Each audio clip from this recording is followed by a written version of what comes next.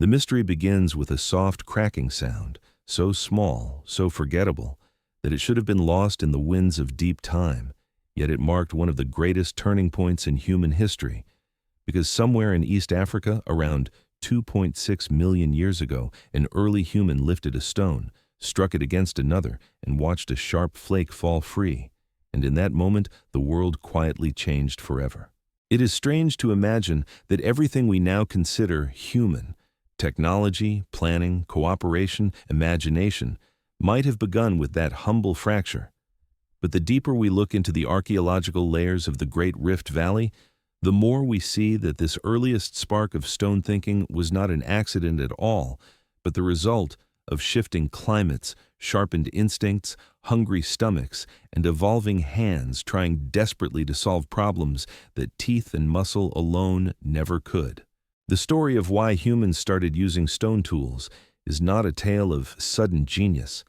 It is a tale of pressure, survival, and the growing awareness that the world could be shaped, chipped, and reshaped again, and tonight we drift backward into that world to watch the first glimmers of intention form beneath ancient skies. I want you to picture the landscape, not a desert, not a jungle, but a mosaic of grasslands, riverbeds, and rocky outcrops stretching under a warm Pliocene sun, each corner carrying a different smell: dust, wet earth, animal musk, each shift of wind hinting at danger. Our ancestors at this time were not mighty hunters. They were small, nervous bipeds, likely Australopithecus or the earliest Homo, moving in cautious bands across open terrain where giant cats, saber-tooths, hyenas, and massive birds of prey ruled with confidence. Their bodies were modest, their teeth unremarkable, and their speed forgettable. And everything about their world taught them one lesson: survive by being clever, or don't survive at all. And somewhere within that lesson, a subtle change began in the mind, an awareness that the environment was not just a backdrop, but a resource waiting to be used. This is where the first spark of stone thinking truly emerged, not as a sudden leap, but as a slow dawning, a moment repeated countless times until it became a habit. Imagine an early human watching a lion kill and retreat, leaving scraps of flesh and bone behind. Imagine the frustration of not being able to break into the marrow-rich bones, knowing that precious fat, critical calories, lay inside, unreachable. Imagine the sight of rocks lying nearby, the way two stones sometimes strike each other when kicked, the sound they make. All it would take is one moment of curiosity, one instinctive grab, one strike born out of hunger or anger or chance, and suddenly a sharp edge appears, a piece of rock unlike any other, a piece that can cut flesh, scrape hides, slice roots, and break bones. That was the moment everything shifted. Archaeologists call the earliest stone tools the Oldowan toolkit, and although their official simplicity, flakes, cores, and hammerstones, seems almost trivial to modern eyes, each one represents a decision made by a mind that was slowly waking up. But before we explore those tools in their technical detail, we must linger here, in the first heartbeat of invention, because this first section is about the moment the idea of using stone as an extension of the body first took shape. It is about the evolution of perception, the ability to see inside the rock, to imagine what it might become, to recognize that a stone was not simply a stone, but a potential solution to a problem. We often describe this shift as cognitive evolution, but in truth it was also emotional and sensory. Early humans lived in a world of constant threat, and fear sharpens focus. Hunger drives experimentation. Curiosity pushes hands toward objects they do not fully understand. The Great Rift Valley, with its cliffs and riverbeds, provided endless stone. Volcanic rocks cooled into basalt, quartzite, and obsidian, materials that fractured beautifully when struck. These rocks offered humans a rare gift, the ability to transform the environment with their own strength. A sharp flake could pierce hide, separate muscle fibers, or trim branches. Even the sound of napping, those bright ringing notes, may have sparked recognition. Stones could be shaped on purpose. But let us not over-romanticize the first toolmaker. This was not a genius artisan.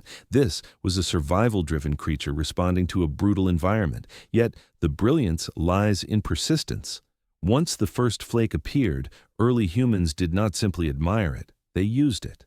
They noticed its advantages. They carried stones with them. They returned to places where good stone material lay. They repeated the actions until it was no longer chance, but craft.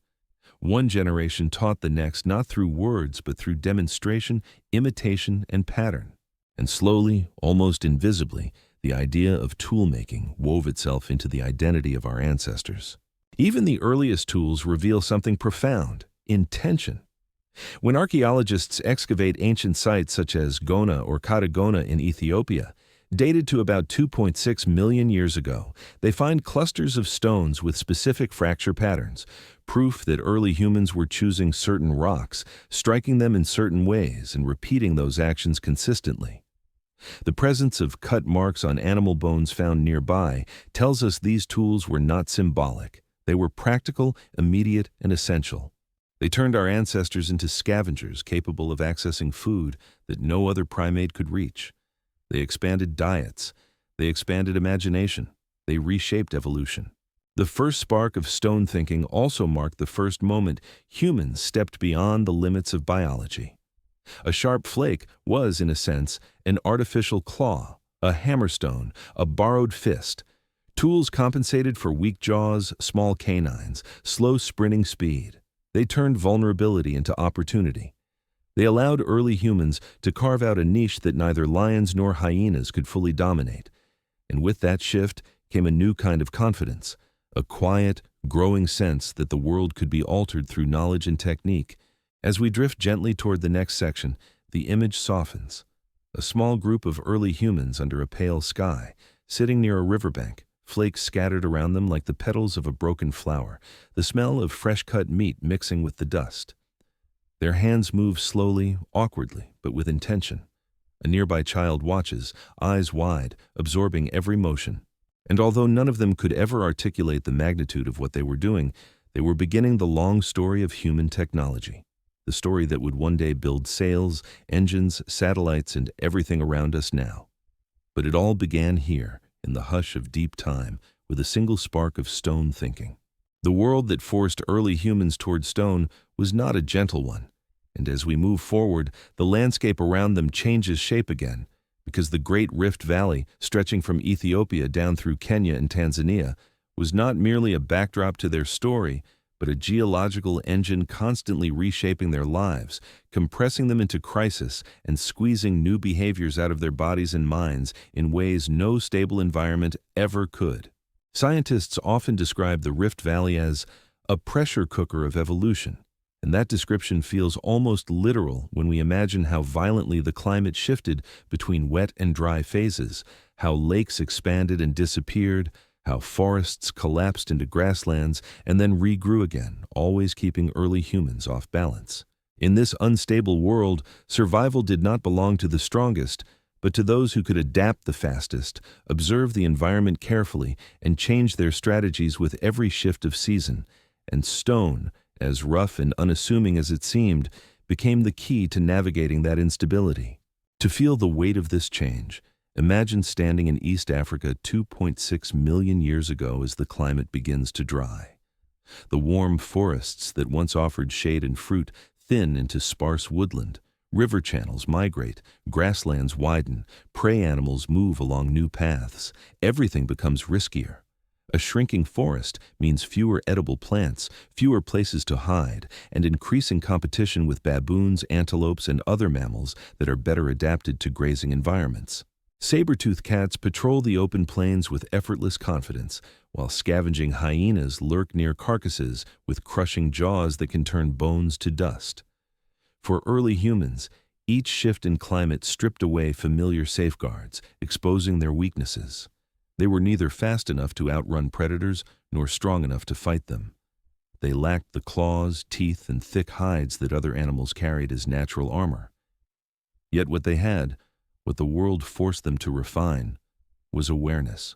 The climate swings of the Rift Valley created a patchwork landscape where resources were unpredictable, and unpredictability is the birthplace of innovation. When lakes dried, fish vanished. When droughts hit, plant foods withered. When the rains returned, they arrived so suddenly that floods reshaped entire regions. This rhythm, feast and famine, abundance and scarcity, taught early humans a lesson they could not ignore. Food security depended on versatility. To eat enough, they needed to scavenge more efficiently, break bones more easily, and process plants that were too tough for bare hands. Stone became the great adapter. A flake could slice meat from a carcass before hyenas arrived. A hammerstone could break open marrow bones during drought months. A sharp edge could peel bark, cut tubers, or shape wooden digging sticks to unearth buried roots. This need for versatile, dependable tools grew stronger as the climate oscillated. Paleoclimate data from sediment cores, volcanic layers, and lake beds show how rapidly rainfall patterns shifted during this era. One decade might be lush and green, the next bone dry. Animals migrated unpredictably. Waterholes vanished. Even rivers changed direction. These were not minor inconveniences. They were existential threats. Each shift forced early humans to explore new territory, test new foods, and solve new problems. And in that endless cycle of challenge, stones became as essential as water and fire would later become. We often imagine early humans simply picking up rocks because they were convenient, but the reality was more deliberate. The Rift Valley's geology exposed a variety of rock types: hard, fine-grained basalt and quartzite near riverbeds, razor-sharp obsidian near volcanic flows, workable cherts and flints embedded in sedimentary layers. Each stone felt different in the hand, fractured differently under force, and offered different advantages. And without fully realizing it, early humans began developing preferences. They learned to search for certain textures, colors, and weights. They learned to carry specific stones to specific sites. They learned the difference between a hammerstone and a core.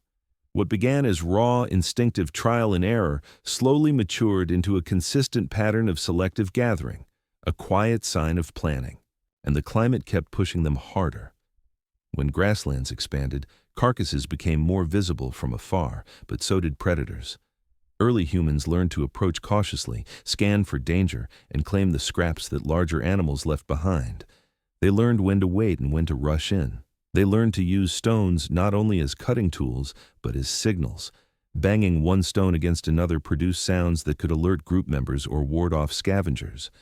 Even the simple act of carrying a stone meant something new: mobility with purpose.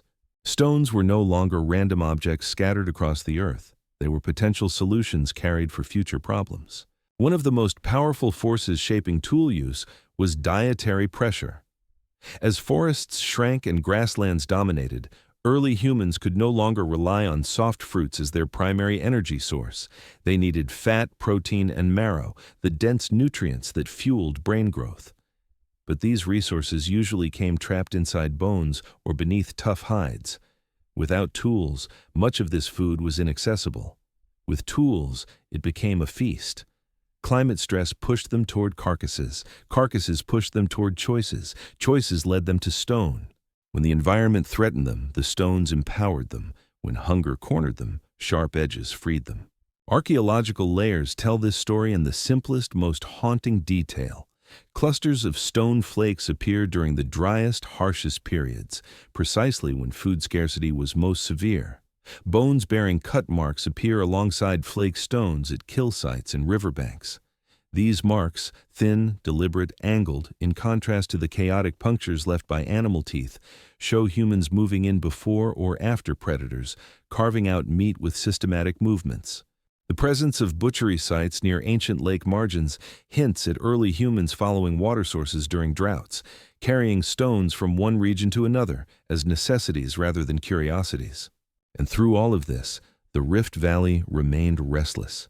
Volcanic eruptions spread ash across wide regions, coating landscapes in gray sheets that preserved footprints, tools, and bones for millions of years. Earthquakes split the ground, creating cliffs where stone material became exposed. Every environmental change offered new opportunities for toolmaking and new dangers that forced minds to stay sharp. The climate did not simply allow stone tool use, it demanded it.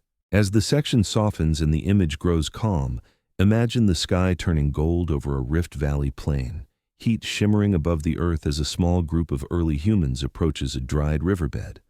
They are tired, lean from scarcity, but their hands hold stones collected along the way. They know these stones mean survival. They know the land may shift again tomorrow.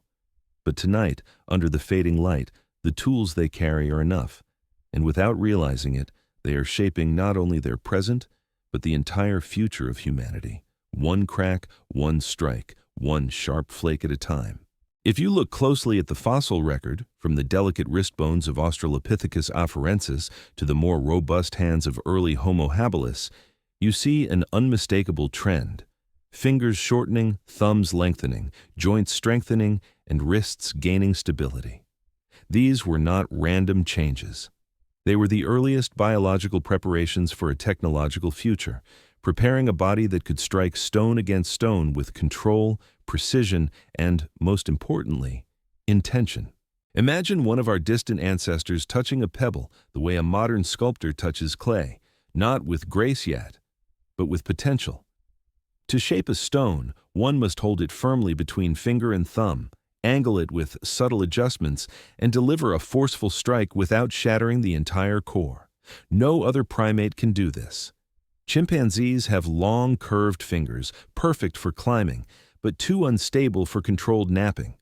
Gorillas have massive hands for strength, but lack the rotational freedom in the wrist needed for selective angles.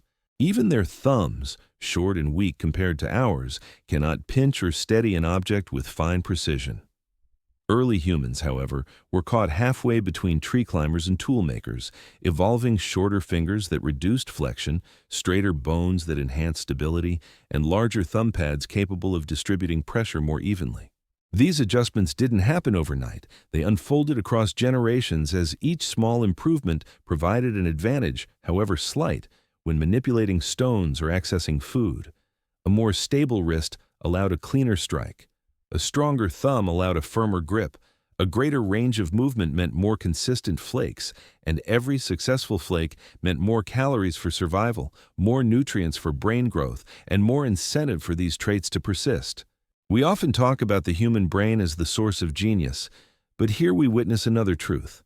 The human hand, with its unique proportions and joint structure, is the quiet architect of tool-making, shaping our future long before we understood what tools truly meant. Consider the evolutionary shift in the trapezium bone at the base of the thumb. In apes, this bone restricts thumb rotation. In early humans, it gradually changed shape, allowing the thumb to swivel in a wider arc. This made precision gripping possible, the same grip you use to write, peel fruit, or turn a key. At 2.6 million years ago, that grip meant something simpler.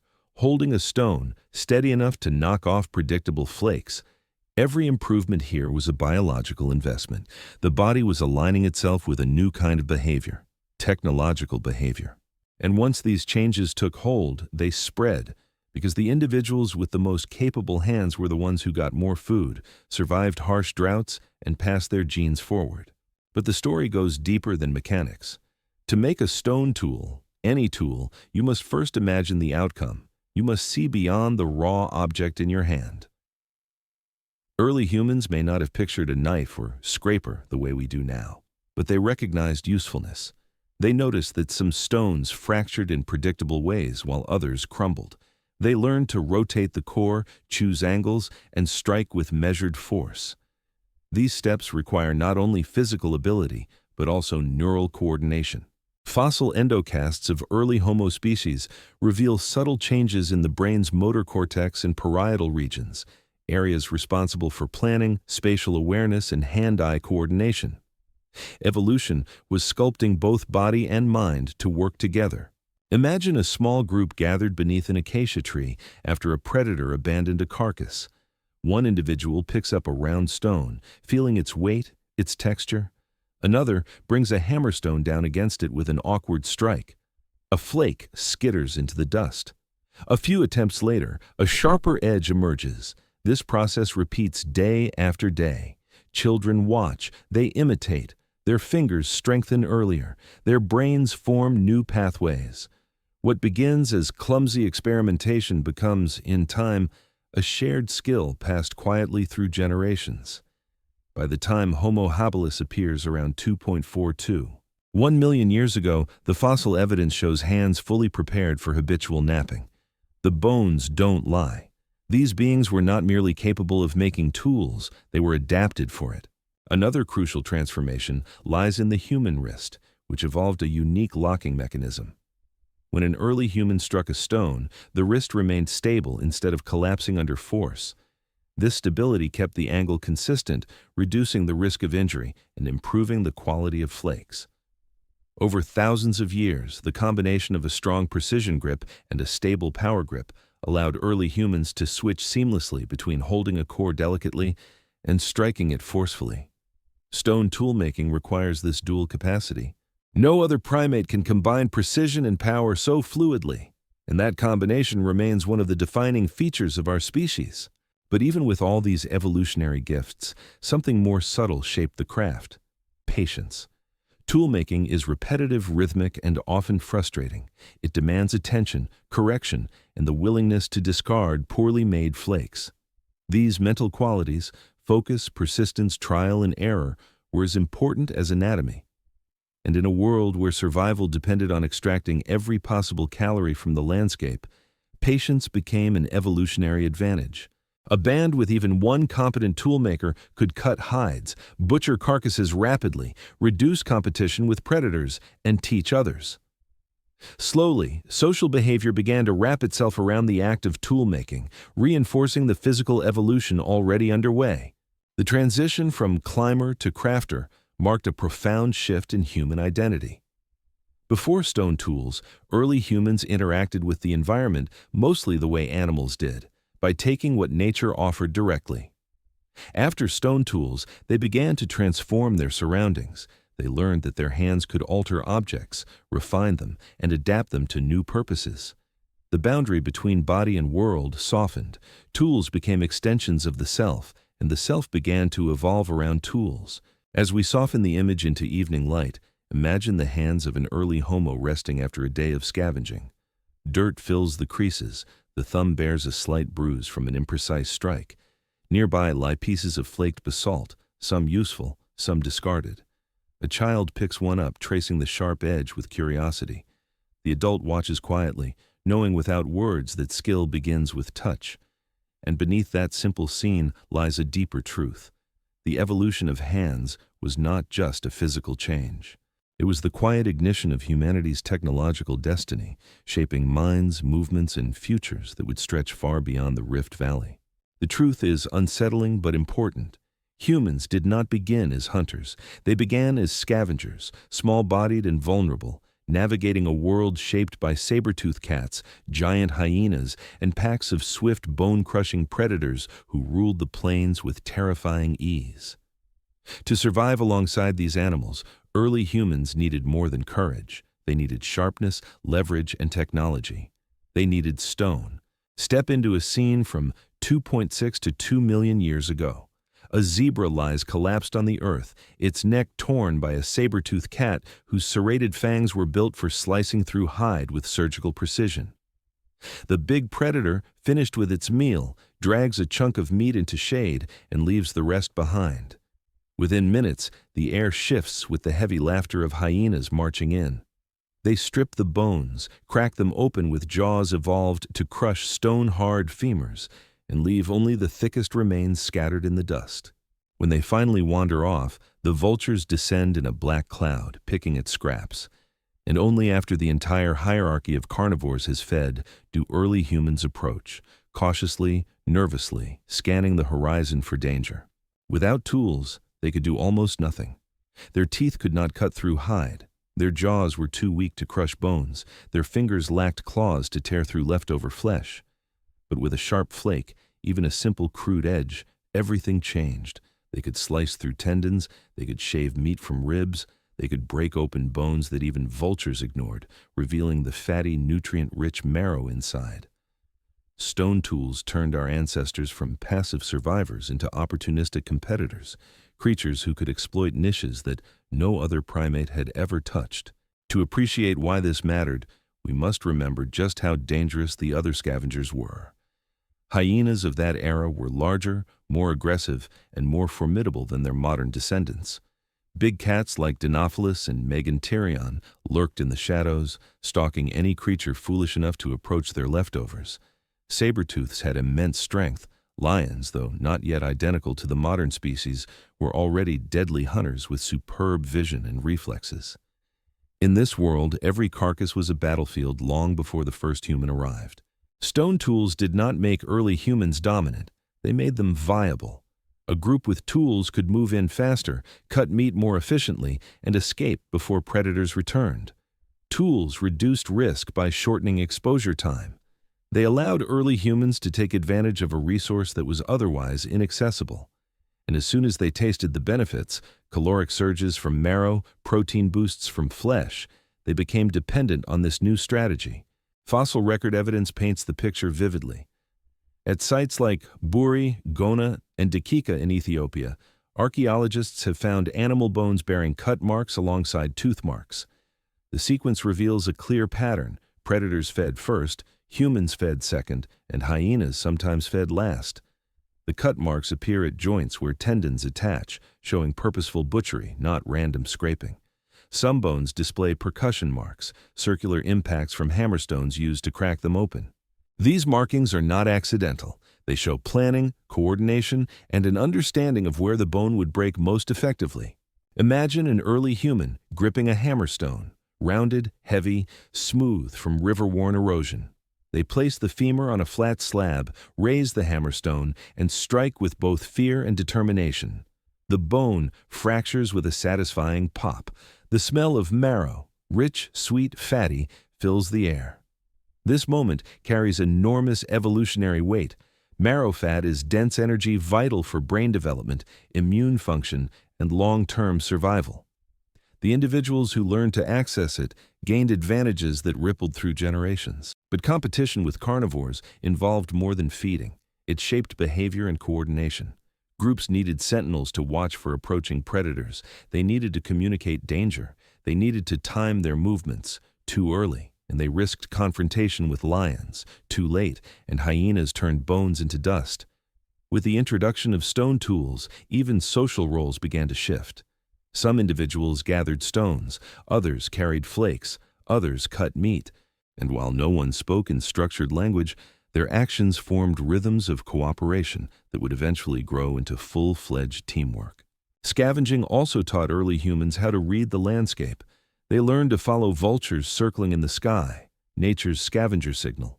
They learned the fresh scent of a kill, the tracks of predators, the signs of a wounded animal, and the tension in the air after a lion's feeding session. These tracking skills were mental tools just as important as stone blades. They allowed early humans to anticipate opportunities, to avoid threats, and to make quick decisions under pressure. What makes this period especially fascinating is how tool use and predator competition seem to reinforce each other. When humans grew better at exploiting carcasses, predators adapted by feeding faster or dragging kills farther. This arms race did not involve weapons, but behaviors. Early humans began using tools not just to access food, but also to intimidate or deter mid-sized scavengers. A thrown stone, even if inaccurate, could temporarily scare off a jackal. Two stones knocked together could make sharp, resonant sounds that startled curious hyenas. In this sense, stone also became a psychological tool, a way to create distance, noise, or confusion in a dangerous world. The emotional dimension of these encounters cannot be ignored. Imagine the adrenaline of approaching a carcass still warm from the kill. Imagine the pounding heart as distant growls echo through tall grass. Imagine the trembling hands trying to work quickly, knowing each second increases danger. These moments forged instincts, hyper-awareness, cooperation, urgency that still echo in our modern stress responses. Our nervous system carries the imprint of millions of years spent as prey, and yet, against all odds, early humans succeeded. They carved out a place in the ecosystem not by overpowering rivals, but by outthinking them. Sharp stones, carried in pouches or held tightly in hands, became symbols of hope in a world of fear. They allowed our ancestors to transform leftover scraps into meals, danger zones into opportunities, and vulnerability into strategy. As the scene softens once more into dusk, picture a small band retreating from a carcass as hyenas begin to gather. The humans moved quietly, but with a sense of accomplishment, flakes tucked into makeshift slings, meat carried in bundles of leaves. They walked together, aware of the danger, but strengthened by their success. And at the center of that success lies the simplest, most transformative object on Earth, a sharp-edged stone, gleaming faintly as the last light of the day fades from the sky. A flake is, after all, nothing more than a shard of rock. But in the hands of our ancestors, that shard became the first tool that extended human capability beyond the limits of flesh and bone. It cut deeper than teeth, pierced cleaner than nails, and opened possibilities that evolution alone could not provide. This section is about that first flake, the invention hidden inside a simple fracture, and why it marks one of the greatest turning points in human history. Picture the scene. A core stone resting in one hand, a hammerstone in the other. The hands tremble slightly, not with fear, but with effort, with the uncertainty of someone attempting something they do not fully understand, yet somehow feel is important. The hammerstone comes down with a forceful, awkward strike. There's a ringing crack. A thin, razor-sharp piece of stone flies off, glinting for a moment in the afternoon light before landing in the dust. The early human pauses, curious. They pick up the flake, turn it in their hand, touch its edge, test it against hide or plant fiber, and, almost immediately, they realize something profound. This sliver of stone can cut. That realization was the spark that activated a new mode of thinking. For the first time, humans were not merely reacting to the environment, they were changing it. They were bending natural objects into new forms, unlocking properties hidden inside stone. This act required not only strength but also perception, an ability to notice patterns, to see a result, and seek to recreate it. The minute that flake sliced through a strip of meat or shaved bark from a branch, the lesson was absorbed, and once absorbed, it was repeated. It was the earliest flakes, discovered at sites like Gona in Ethiopia and dated to around 2.6 million years ago, show unmistakable evidence of intentional napping. These aren't random shattered stones produced by trampling or natural impacts. They bear bulb of percussion marks, ripples radiating from the point of impact, and consistent fracture angles, signatures of deliberate strikes. And where flakes accumulated, bones with cut marks appeared nearby. Those cut marks tell a story written in the grooves themselves, humans slicing through muscle fibers, carving into joints, stripping meat from rib cages, and scraping hides with purposeful strokes. Each flake became a small step toward mastery. But the truly revolutionary aspect of the first flake wasn't just its practical use, it was the mental shift it represented. To strike flakes consistently, one must anticipate the outcome. One must choose which stone to use, how to hold it, where to place the strike, and how much force to apply. This required planning, spatial awareness, and the beginning of technological imagination. Before this moment, no creature on Earth had ever reshaped the world in such an intentional way. The first flake was not simply sharp, it was symbolic of a new kind of cognition. And yet, for all its significance, the first flake was not complex.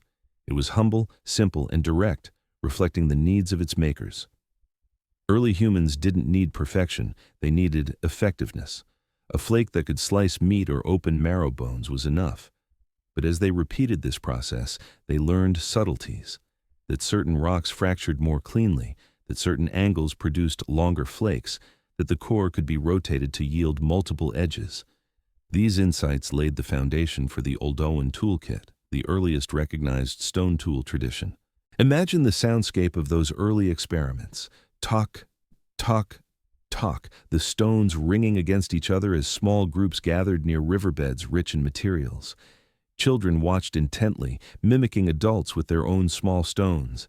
Each clang echoed across the years, shaping future generations who grew up immersed in the rhythm of flint and basalt.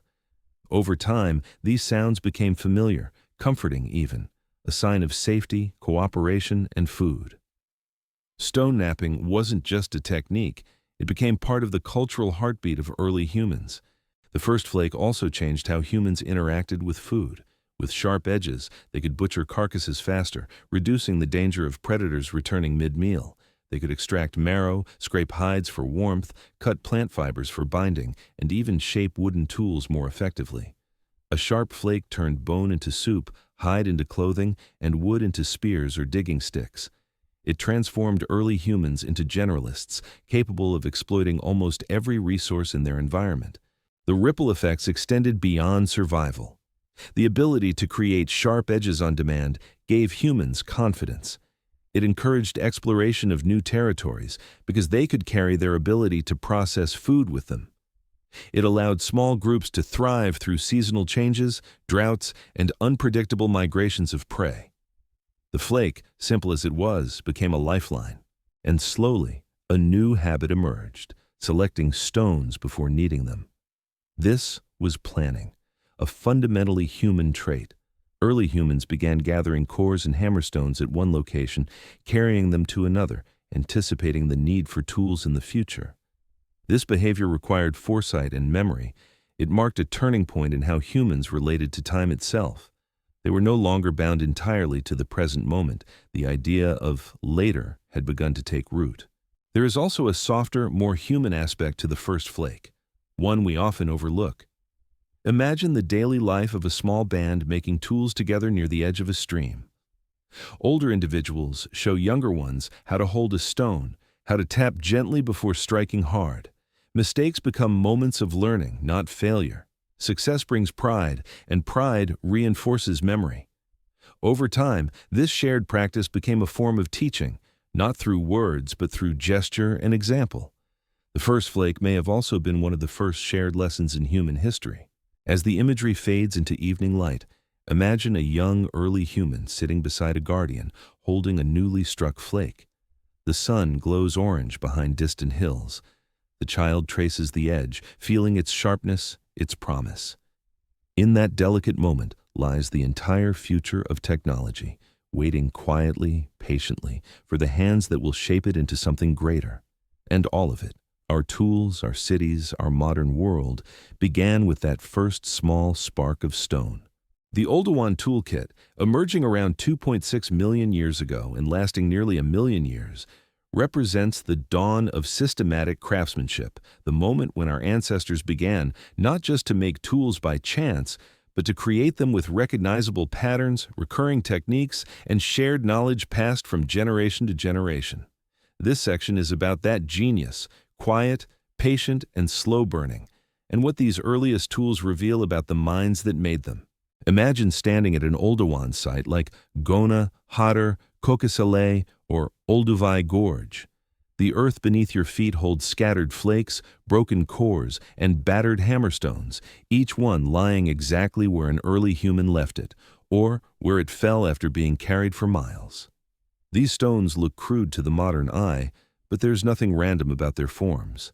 A typical Oldowan toolmaker selected a cobble of basalt or quartzite, held it in one hand, and struck it with a hammerstone in the other, not once, but repeatedly, from specific angles, removing flakes until the core offered sharp edges suitable for slicing, scraping, or chopping.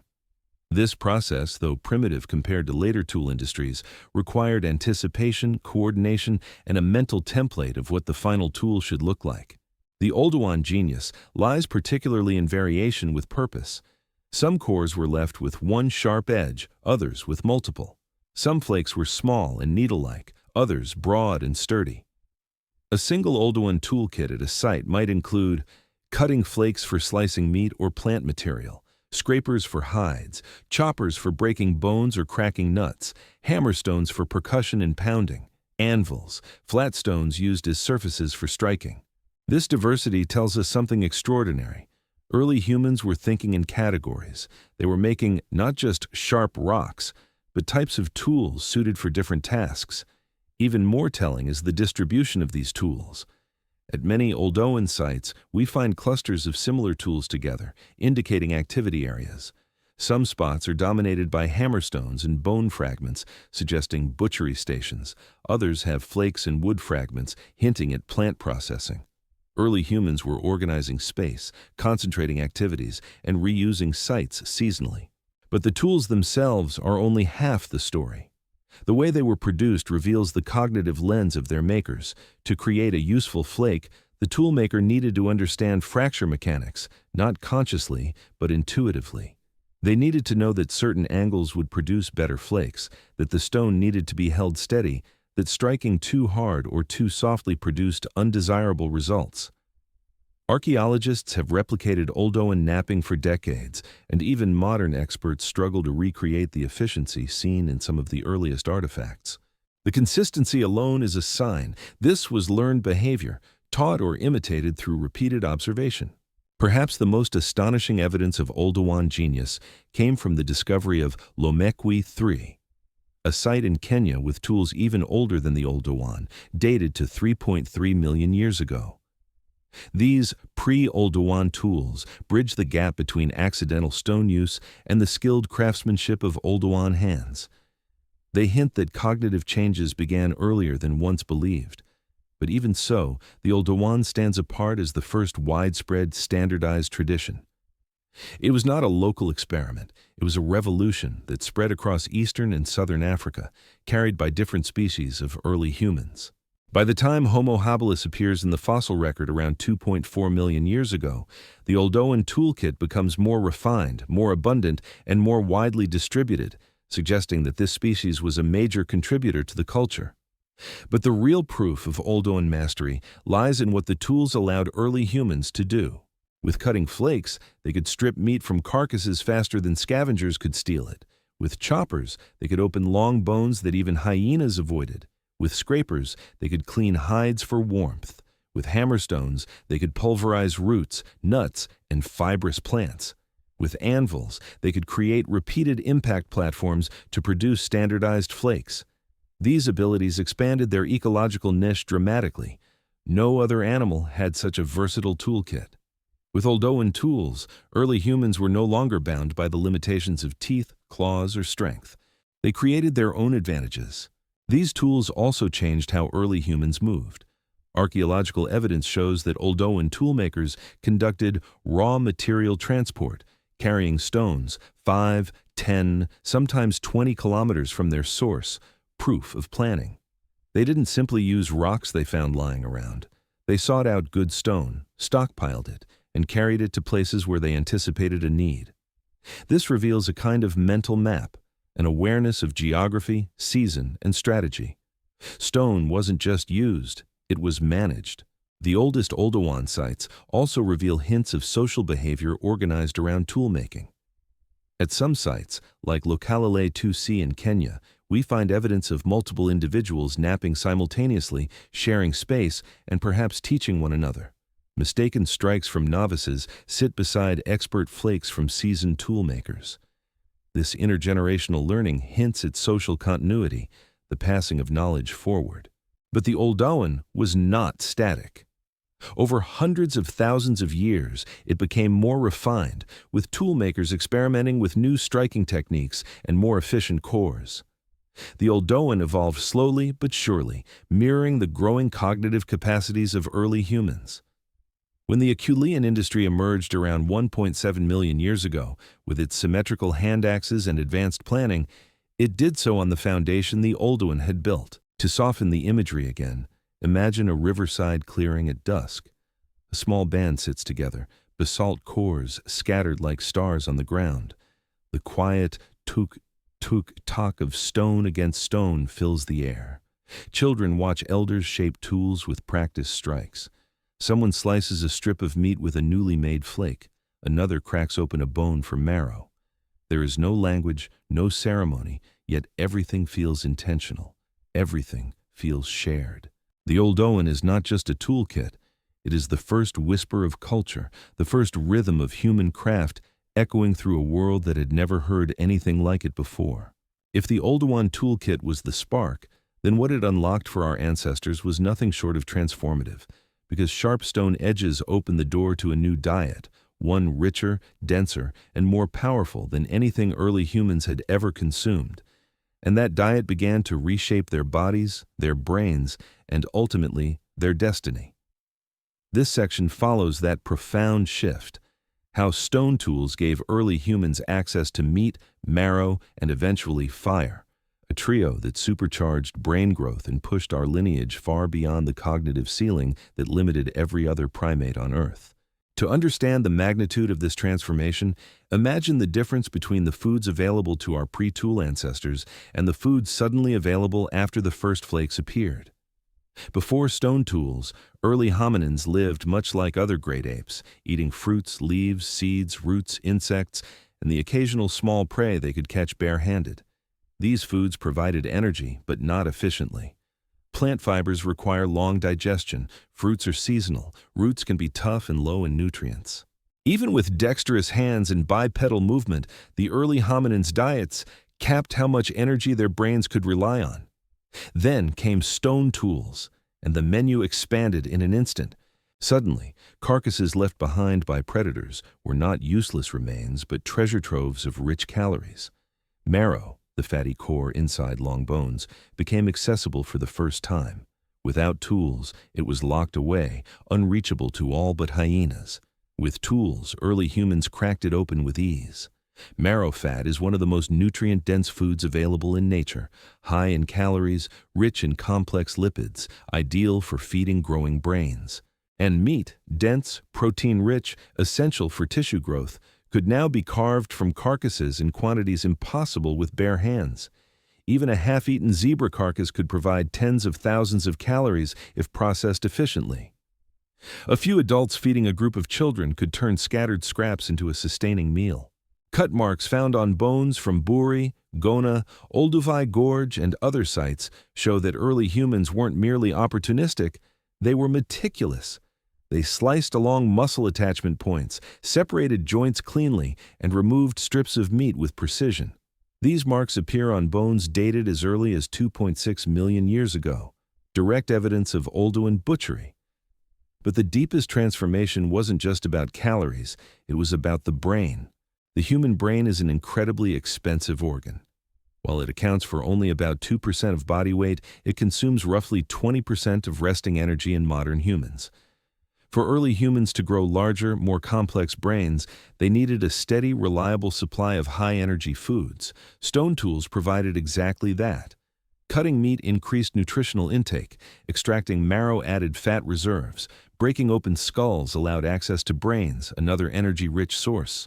With each generation that consumed more of these foods, brain size crept upward. Around 2 million years ago, coinciding with widespread Oldowan use, we see a noticeable jump in brain volume from earlier hominins to species like Homo habilis and Homo erectus. Diet, tools, and brain growth formed a feedback loop. More calories meant bigger brains meant better tools meant more calories. Stone tools also changed how early humans consumed plants. With flakes, they could scrape bark, peel tough tubers, and slice fibrous stems, gaining access to parts of plants that were previously inedible. Hammerstones pulverized roots and nuts into digestible forms. This widened dietary flexibility, crucial in the shifting climates of the Rift Valley. But no part of this transformation stands out as dramatically as the moment when fire began to join the toolkit. While controlled fire does not appear firmly in the archaeological record until about 1 million to 1.7 million years ago, long after the first stone tools, the two technologies eventually formed a partnership that defined the human species. Even before full mastery of fire, early humans likely scavenged from natural fires caused by lightning. Burned landscapes offered roasted tubers, singed vegetation, and sometimes animals trapped by flames. These early encounters with cooked food mattered because cooking fundamentally transforms nutrition. It softens plant fibers, kills parasites, and makes meat easier to chew and digest. Cooked food delivers more net energy than raw food. For early humans struggling to feed a growing brain, this was a massive advantage. And stone tools made this relationship possible. You cannot cook food you cannot first obtain. You cannot roast tubers you cannot dig up. You cannot carry embers or prepare firewood without cutting and scraping tools. The first flake and the first spark of fire were separate events, but they were connected by need, opportunity, and evolution. As the meat-rich diet grew more central to survival, early humans also began to travel farther to find carcasses, follow migrating herds, and locate water sources. This increased mobility encouraged even more reliance on tools.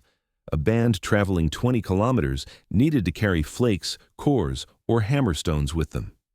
Some sites show evidence of toolkits transported long distances, portable technology carried across savannas and river valleys as a lifeline. But there was also a social dimension to this dietary revolution. Meat sharing likely became one of the earliest forms of reciprocal behavior. Individuals who obtained meat through scavenging or later through hunting could distribute it among group members. This sharing reinforced bonds, reduced conflict, and encouraged cooperation.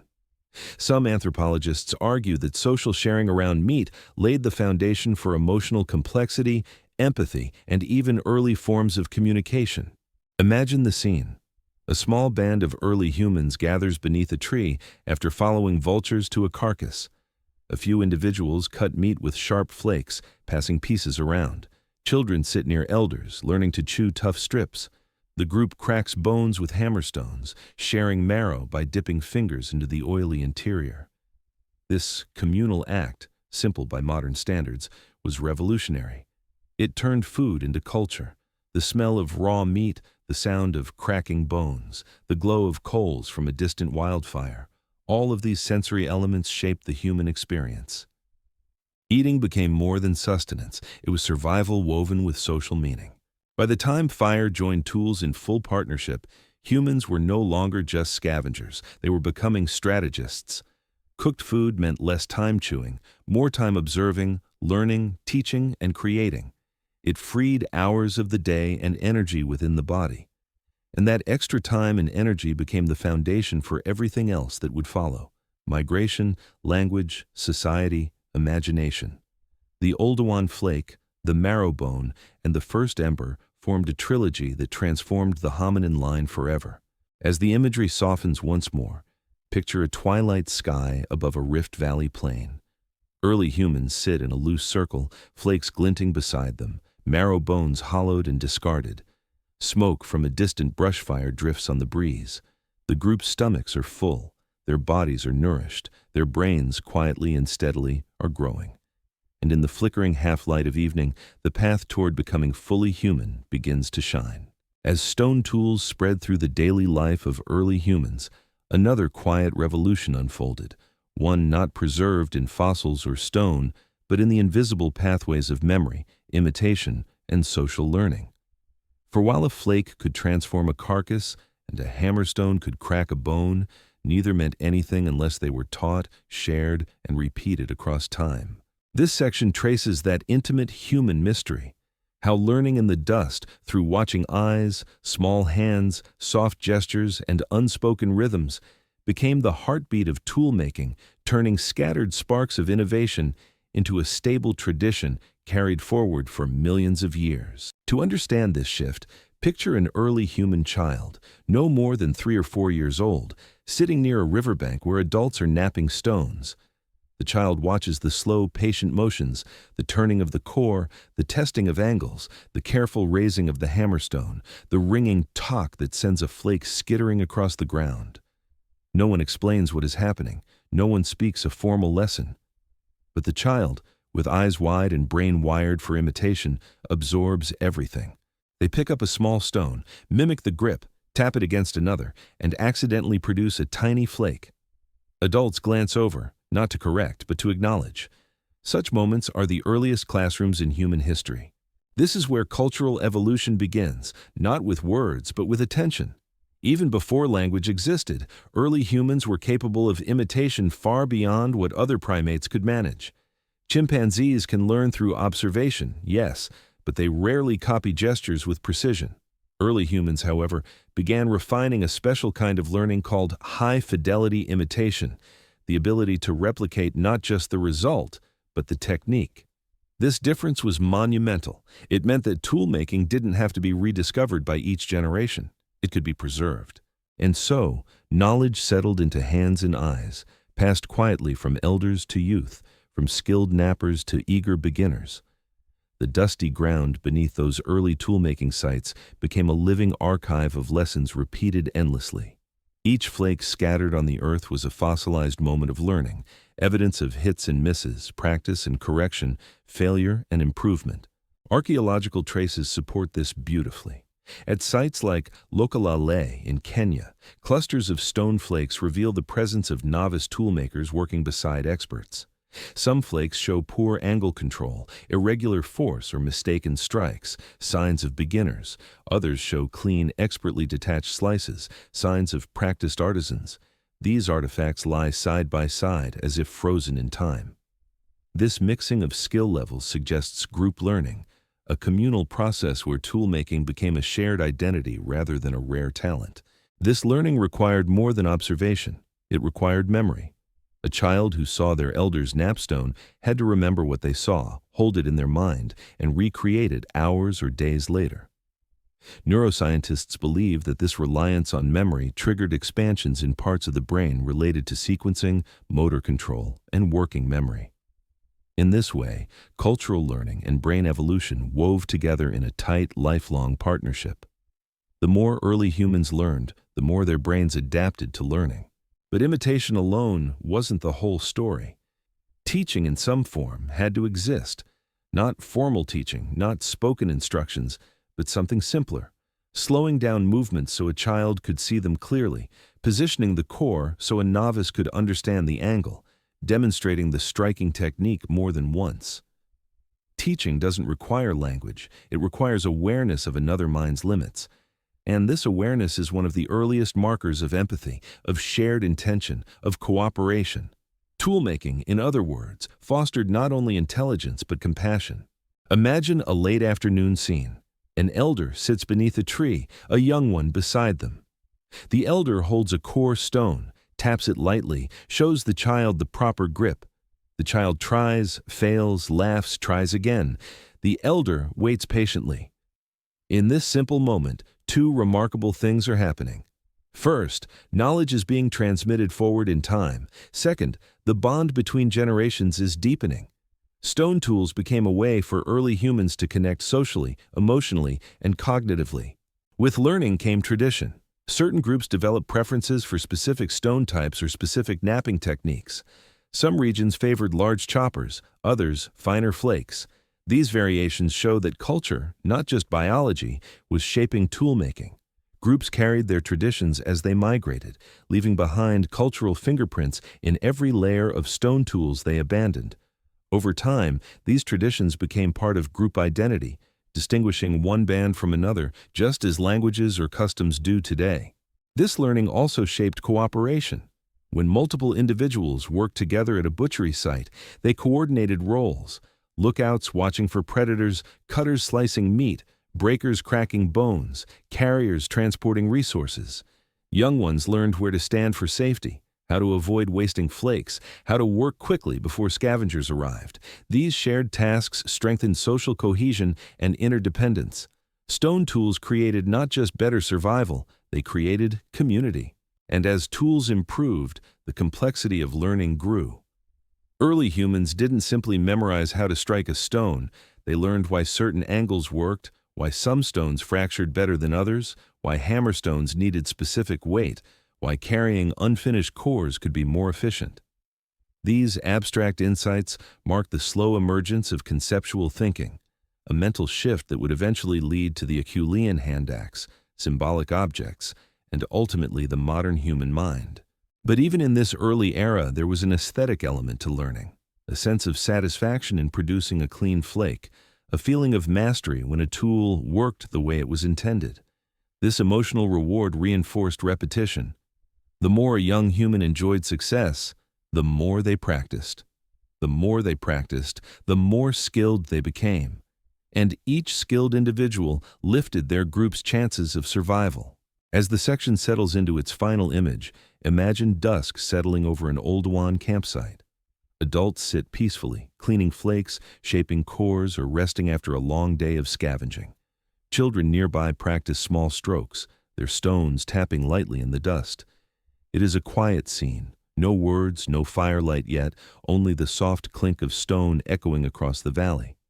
But in that gentle rhythm lies the foundation of human culture. Knowledge is being passed on, skills are being preserved, minds are slowly unfolding into something new. This is how humanity learned, through dust-covered hands, watchful eyes, and the unbroken chain of memory linking one generation to the next. As stone tools became woven into the rhythm of daily life, something even larger began to unfold, something that would carry early humans far beyond the places where they were born. The quiet innovation of flakes and cores did more than feed bodies, it expanded horizons.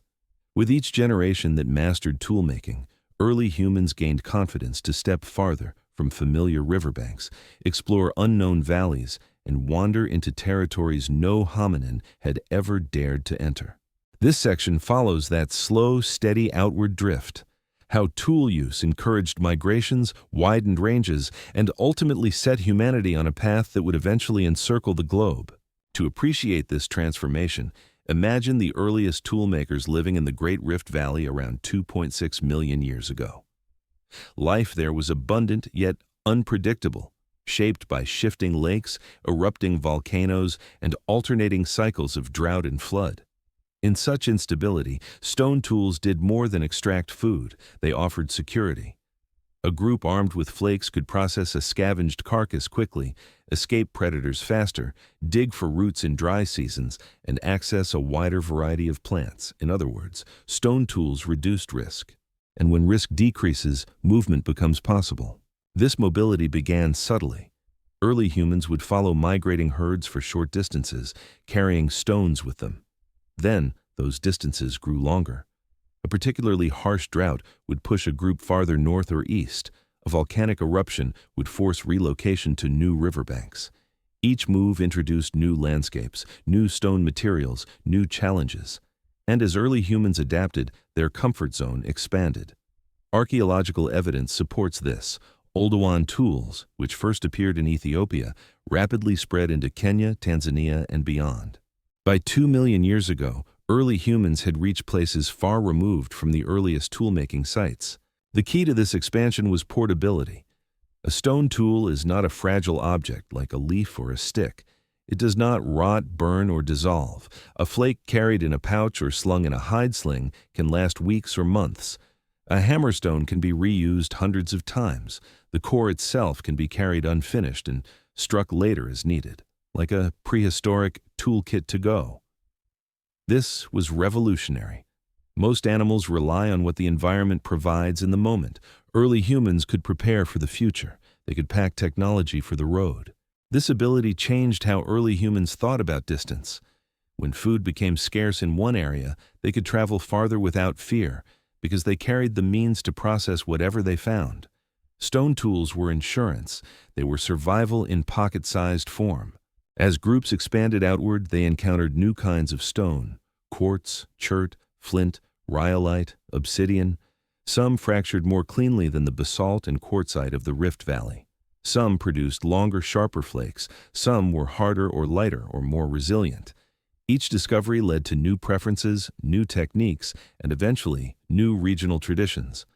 The spread of stone tools was not just movement, it was adaptation written into rock. The fossil record tells the same story. As Oldowan tools appear in new regions, so do the remains of their makers.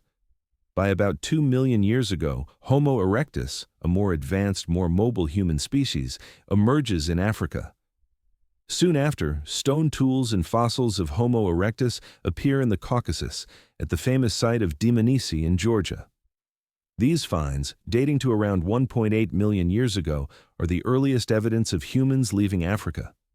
They carried their Oldowan-like tools with them. They followed rivers, valleys, and herds.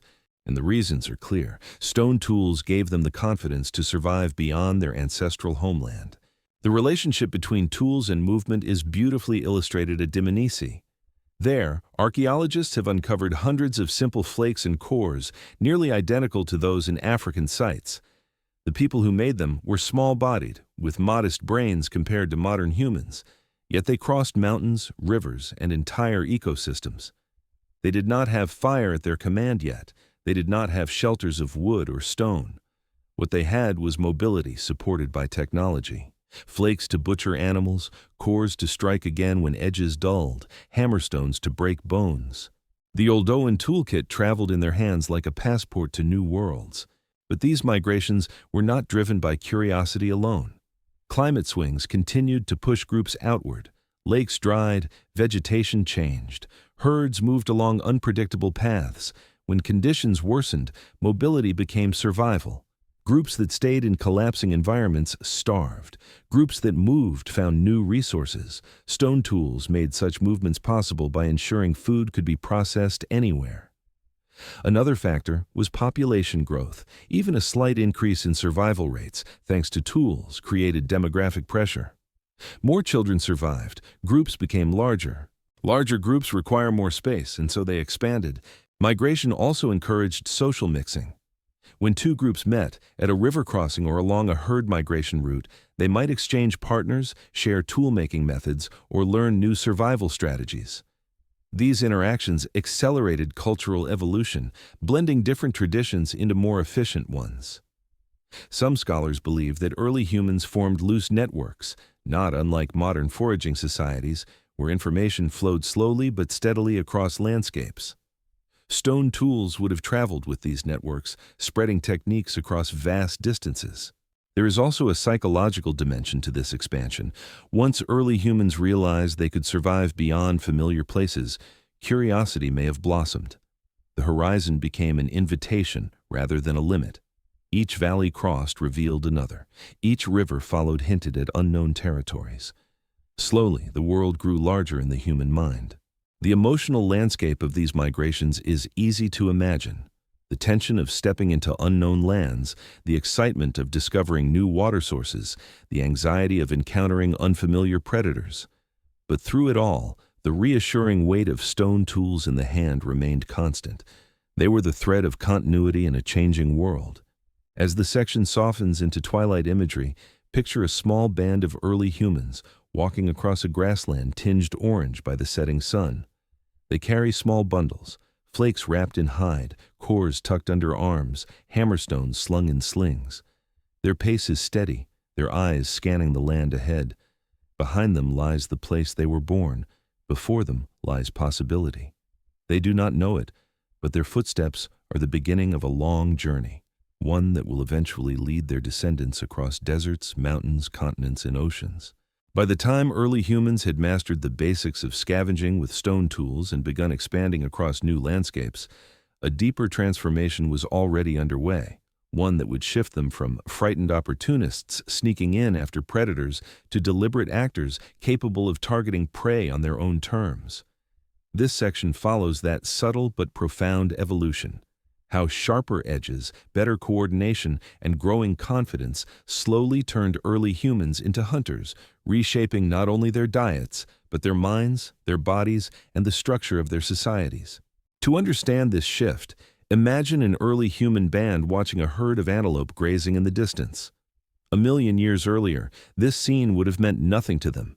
They were not fast enough to chase the animals, not strong enough to bring them down, not armed with teeth or claws to kill them. But now, something has changed. In their hands lie flakes capable of slicing hide, wooden spears shaped with stone scrapers, and pounding tools that can drive stakes or crack bones. They are still far from the spear-throwing hunters of later eras, but the seed of hunting has been planted. They have the means to exploit weaknesses, juvenile animals, injured prey, trapped individuals near rivers or cliffs, and each success builds confidence. The earliest phase of hunting was likely power scavenging, a strategy in which early humans used tools not only to process carcasses, but to compete directly with predators. Fossils show evidence of confrontations, bones with cut marks lying beneath bite marks, suggesting that humans sometimes reached carcasses first. An astonishing reversal of the old hierarchy. With sharp tools, they could remove meat quickly before lions or hyenas arrived. With sticks shaped by stone edges, they could threaten smaller scavengers or defend a butchery site long enough to collect essential calories. These early confrontations were dangerous, but rewarding. Every successful removal of meat under pressure taught early humans that they were not powerless. Stone tools became equalizers, a way to stand their ground when needed, a way to push boundaries, and eventually those boundaries expanded into new behaviors. The next stage was ambush scavenging, seeking out kills before predators discovered them. This required keen eyesight, tracking skills, and a deep understanding of animal behavior. Early humans learned to follow vultures, interpret patterns in grass movement, recognize fresh tracks, and sense when an animal was struggling. Their minds grew increasingly attuned to the movements of herds, the soundscape of predators, and the rhythms of migration. These cognitive expansions were stepping stones toward true hunting. By around 2 million years ago, as Homo erectus emerged, the archaeological record begins showing stronger hints of deliberate pursuit.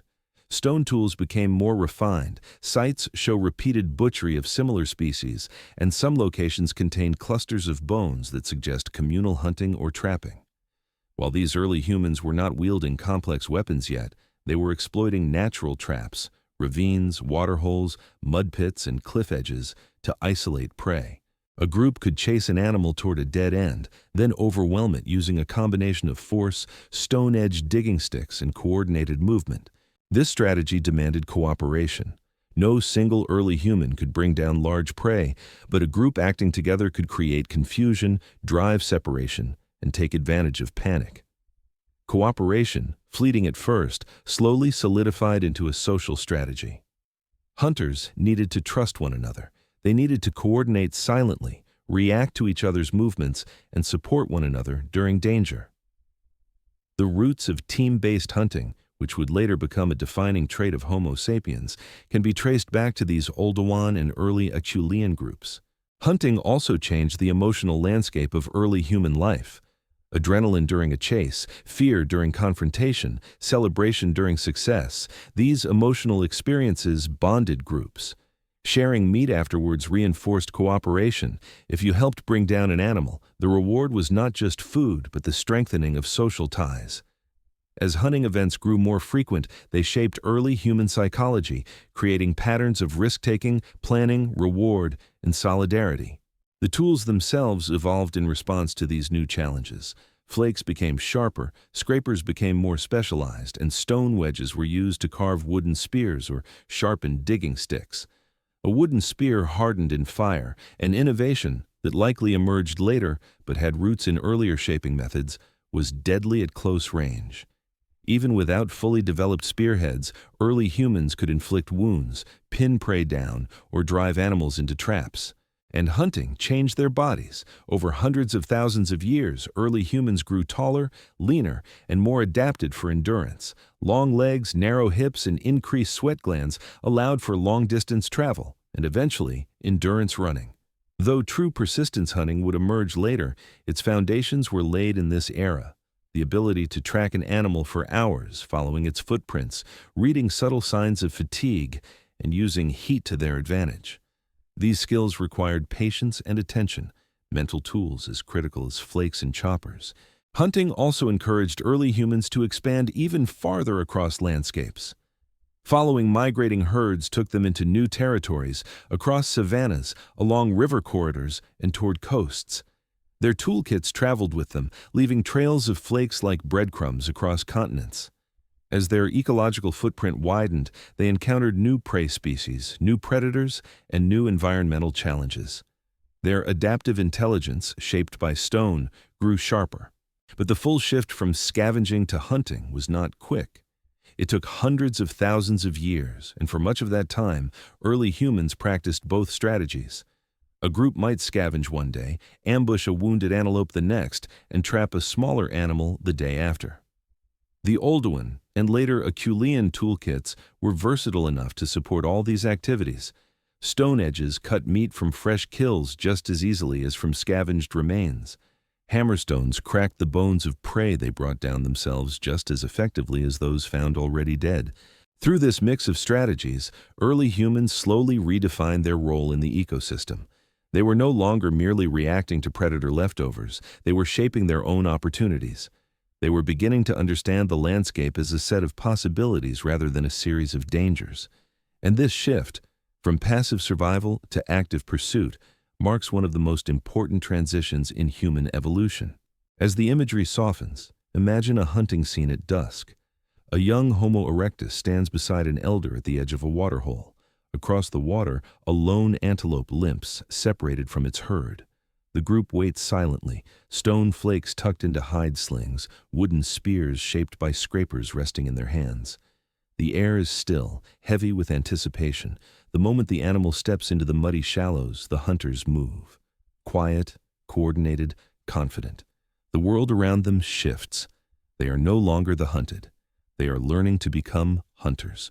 This section explores that gradual, mesmerizing convergence. How early humans first encountered fire, how stone tools helped them harness it, and how the pairing of sharp edges and burning embers unlocked transformations in diet, cooperation, cognition, and survival that no other creature on Earth could match. To begin, picture a lightning storm rolling across an ancient African savanna more than 1,000,000 years ago. A bolt strikes a dry patch of grass, and flames erupt, racing across the plain with crackling fury. Animals flee in waves, zebras galloping, antelope scattering, birds taking flight, while early humans, cautious but alert, linger on the periphery. They do not yet control fire, but they understand its power. They have seen what it can do, how it leaves behind roasted vegetation, how it exposes buried tubers, how it traps smaller animals unable to escape the smoke. These early encounters with fire were terrifying and fascinating in equal measure. Fire was a threat, a tool, a mystery. Stone tools played a crucial role in these first interactions. With flakes, early humans could carve digging sticks to extract tubers exposed by burned landscapes. They could shape wooden branches into spears used to finish off animals weakened by fire. They could slice through roasted meat with ease. In this way, fire made food more accessible, and tools made fire's gifts usable.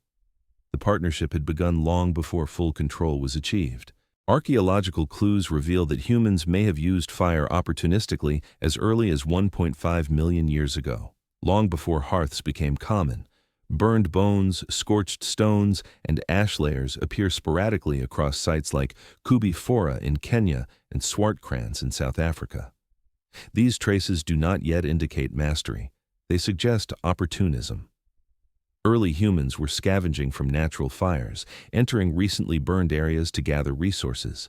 Fire softened roots that would have been too fibrous to chew raw. It roasted seeds and nuts, making them more digestible.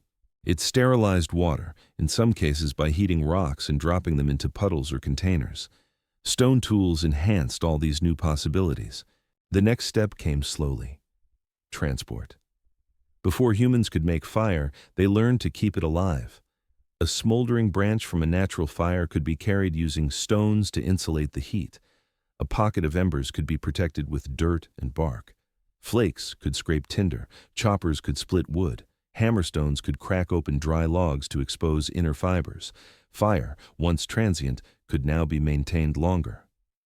This was not yet true control, but it was familiarity, a relationship forming through practice. And as this relationship deepened, the diet of early humans transformed dramatically. Fire revolutionized food.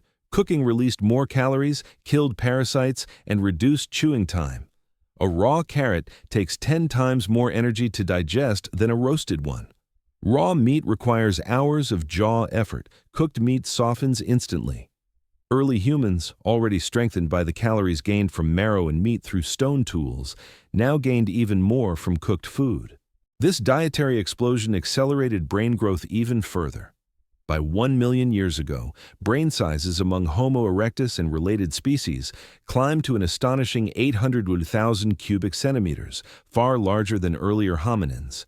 Diet alone does not explain everything, but the combination of meat, marrow, and cooked foods created a caloric surplus unlike anything primates had ever experienced. Stone tools and fire also created a new social world.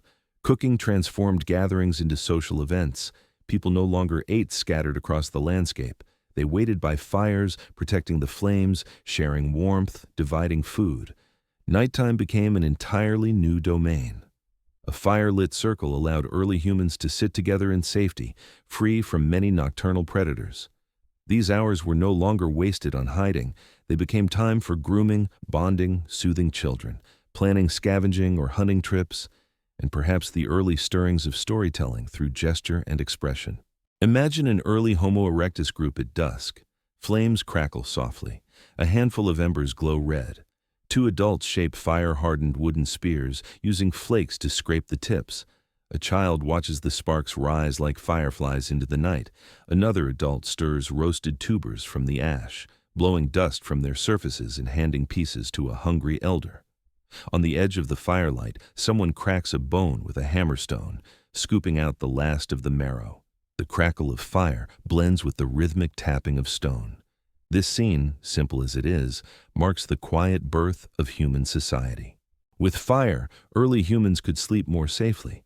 Predators hesitated to approach flames. Smoke kept insects at bay. Warmth allowed expansion into cooler regions.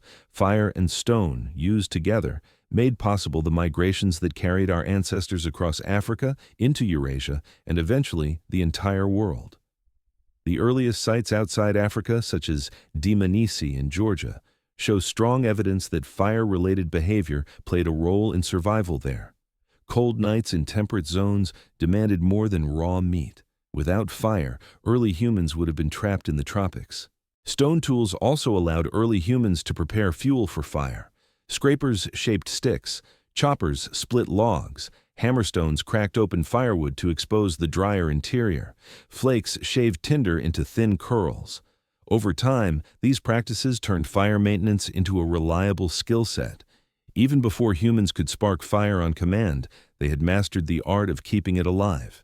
Around 1 million to 700,000 years ago, fire mastery becomes clearer in sites like Wonderwork Cave in South Africa, where ash layers, burned bones, and charred plant materials show consistent, deliberate fire use within a sheltered space. This was a turning point, not only using fire, but containing it. A controlled fire in a cave or rock shelter represented the first form of indoor living, a warmth-protected, predator-resistant, weather-shielded space where learning, crafting, and social bonding could flourish. At this stage, stone tools and fire formed a complete technological system. Flakes cut meat to cook, fire softened meat to cut, stone tools prepared firewood, fire hardened stone-adorned spears, stone tools carved containers, fire dried those containers. The two technologies fed into one another in a continuous cycle of utility and innovation, and they shaped not only survival, but identity. From a psychological perspective, fire offered something else: comfort. Humans, unlike other animals, are mesmerized by flame. The glow, the sound, the warmth, these sensory experiences may have stimulated neural pathways responsible for relaxation, attention, and social bonding. Studies of modern hunter-gatherers show that fireside hours are often devoted to storytelling, memory sharing, and teaching. It is possible that the first sparks of symbolic thought flickered into existence here, in the shadow of fire and stone. As the scene softens now, imagine the night falling on a prehistoric plain. The darkness presses close, but within a small ring of glowing embers, a group of early humans sits at ease. The stone flakes at their feet catch the firelight with faint reflections. Smoke curls upward. A child leans against a parent's side. The crackle of wood replaces the roar of predators. For the first time in Earth's long history, a creature has taken command of two elements, stone and flame, and used them together to rewrite its destiny. By the time early humans had woven stone tools and fire into their daily rhythm, a profound new development began to reshape their technological world, an evolutionary leap so striking that archaeologists often describe it as a cognitive awakening carved into stone itself. This leap was the rise of the Acheulean hand axe, a tool so elegant, so symmetrical, and so deliberately crafted that it signaled a change not only in technique, but in the minds and hands that shaped it. This section tells the story of that transformation, how Acheulean hands emerged, how the earliest true design in human history appeared, and what that craftsmanship reveals about the inner lives of our ancestors. To appreciate the magnitude of this shift, imagine an early human sitting beside a riverbank around 1.7 million years ago. In front of them lies a core of fine-grained stone, perhaps basalt, quartzite, or even the volcanic glass obsidian. Instead of striking it at random angles to produce simple flakes, the toolmaker turns the stone deliberately, examining each surface, planning the next strike with careful precision. They strike once, twice, 3 times, removing large, controlled flakes. Then they flip the core over, shaping the opposite face. Slowly, a teardrop shape begins to emerge, broad at the base, narrowing to a refined point, with edges that run clean and continuous from base to tip. This is not a chopper. This is not a simple flake. This is a hand axe, a masterpiece of prehistoric engineering. The Acheulean tradition, named after the site of Saint-Achille in France where the first examples were identified, began in Africa around 1.7 million years ago, coinciding with the rise of Homo erectus and later Homo heidelbergensis. These tools required a level of planning far beyond the Oldowan toolkit. To craft a hand axe, one needed not only strength and skill, but foresight, an internal image of the final shape long before the first strike. This capacity is known as mental templating, and it marks a major step in human cognition. Let us follow the process more closely. First, the toolmaker selected a large core of high-quality stone. Then, using a hammerstone or a bone billet, they detached roughing flakes to shape the broad outline. Once the basic form emerged, they switched techniques, applying more precise blows to thin the edges, sharpen the tip, and smooth the symmetry. A skilled napper could remove more than 50 flakes from a single core, shaping its volume with a sculptor's intuition. The result was not only functional, it was beautiful. Symmetry is key.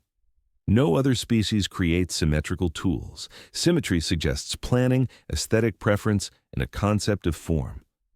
Some hand axes were so carefully crafted that they appear almost ceremonial, their balance perfect, their edges unused. Archaeologists debate their purpose, were they tools or symbols, but their craftsmanship alone reveals extraordinary intelligence. But the Acheulean Revolution was not solely about artistry. These tools transformed survival. A single hand axe could serve multiple purposes: cutting meat, chopping wood, digging for roots, scraping hides, and even defending against predators. Its long, sharp edges were more effective than Oldowan flakes. Its weight and pointed shape made it a formidable close-range weapon. Its durability meant it could be carried across great distances as a reliable all-purpose tool. Acheulean hand axes also changed the anatomy of the human hand. Fossils show that by the time hand axes became widespread, the hands of Homo erectus and Homo heidelbergensis were robust, with stronger gripping muscles, thicker wrist bones, and increased precision in the thumb joints. These adaptations made napping easier and more efficient. The relationship between tool and anatomy deepened. Tools shaped hands, and hands shaped tools. But the genius of the Acheulean tradition extended far beyond the individual. It was a cultural explosion. Acheulean tools spread across Africa, into the Middle East, across Europe, and deep into Asia. Sites such as Olorgesailie in Kenya, Kanso in Ethiopia, Gesher Benot Yaakov in Israel, and Boxgrove in England all preserve magnificent hand axes that appear nearly identical despite being separated by thousands of kilometers and hundreds of thousands of years. This astonishing consistency suggests something profound, a shared mental template that transcended generations and geography. How was this knowledge transmitted? The answer lies in social learning. Oldowan teaching relied heavily on imitation, but Acheulean craftsmanship required more structured guidance. It is likely that experienced nappers demonstrated specific sequences, slowed down movements for younger observers, or practiced alongside novices. Some anthropologists even argue that Acheulean toolmaking marks the beginnings of proto-linguistic teaching, gestures, vocalizations, rhythms, and shared attention that laid groundwork for early forms of communication. Imagine a group of early humans sitting together on sunlit grass as an experienced napper shapes a hand axe. Younger individuals watch with intense focus. The elder pauses, taps the core lightly to demonstrate the strike angle, then resumes. The group murmurs softly, grunts, hums, small signals of encouragement. The tool slowly takes shape. Apprentice nappers gather their own cores, imitating the sequence. Mistakes are corrected with gestures. For the first time in history, humans are not just copying, they are teaching. The emergence of hand axes also reflects an emotional evolution. Their symmetry hints at a sense of pride, care, and even aesthetic pleasure. A beautifully made hand axe might have carried social meaning. marking skill, attracting mates, or signaling status within a group. Some researchers propose that hand axes served as early honest signals, much like a peacock's tail, showcasing an individual's fitness through craftsmanship. This idea, known as the sexy hand axe theory, suggests that humans may have begun expressing identity through objects long before art or symbolic carvings appeared. Whatever their exact roles, hand axes formed the backbone of human survival for more than 1,000,000 years. Their longevity is astonishing. Whereas modern technologies become obsolete in decades or even years, the Acheulean hand axe remained dominant across continents for over 500,000 years. No other technology in human history lasted as long. That longevity speaks to its versatility, its reliability, and the deep cognitive roots it planted. The Acheulean also expanded the geographical reach of early humans. A group equipped with hand axes could process wood more efficiently, enabling shelter construction. They could butcher large animals quickly, reducing predator risk. They could shape digging tools to access underground water. They could fashion spears with hardened tips for hunting. Each improvement in tool design gave early humans more freedom to explore unfamiliar territories, including colder climates where wood preparation was essential for warmth and fire maintenance. Yet, the Acheulean was not static. Late Acheulean hand axes showed thinner profiles, sharper edges, and more refined craftsmanship. Some sites preserved giant ovate bifaces, others delicate leaf-shaped designs. Diversity bloomed within consistency, revealing that cognition was evolving still further. As this scene eases into dusk, picture a young Homo erectus sitting beside a river where elders have left behind a scatter of hand axes. They pick one up, feel its balanced weight, and sense the intention carved into every surface. The river reflects the red glow of sunset. Nearby, embers crackle from a fire kept alive through skill and vigilance.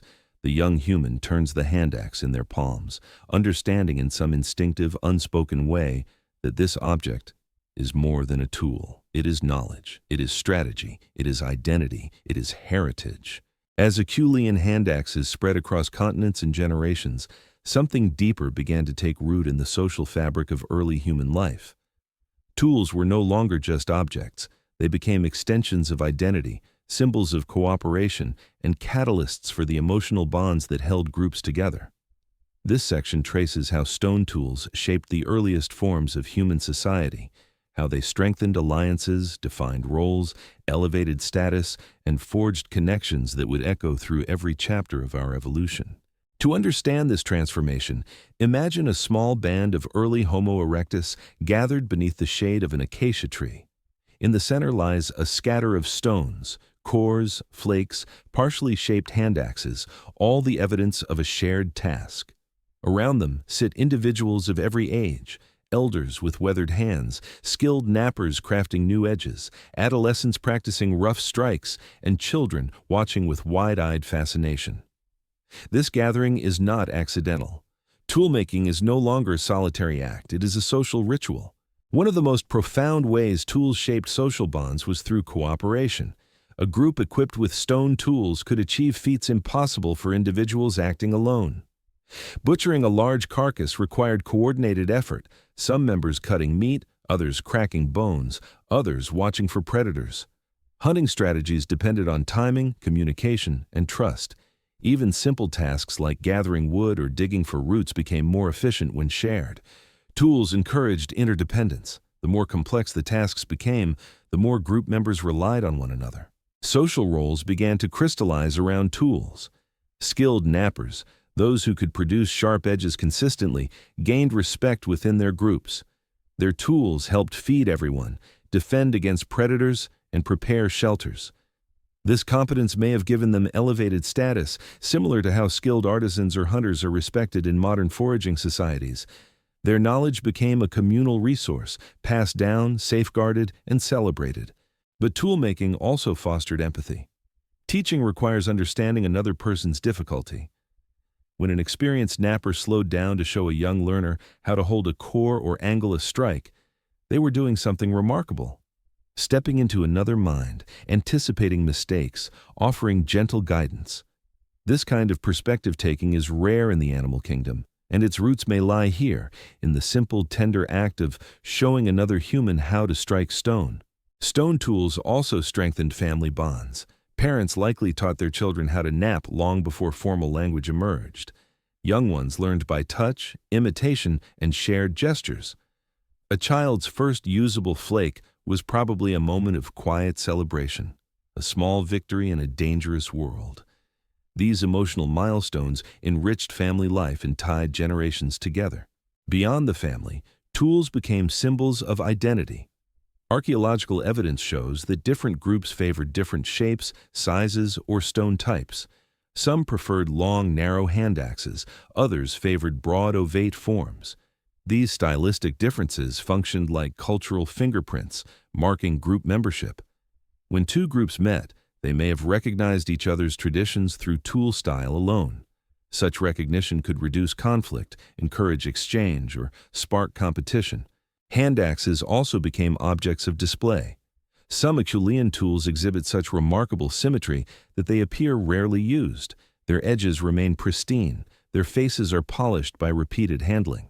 These unused hand axes may have served as social signals, showcasing skill, attracting mates, or demonstrating group belonging.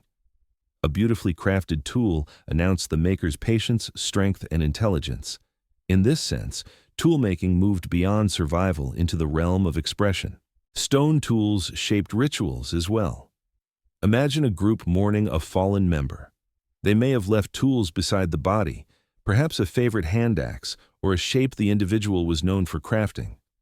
Archaeologists occasionally find tools in contexts that suggest symbolic placement rather than practical abandonment.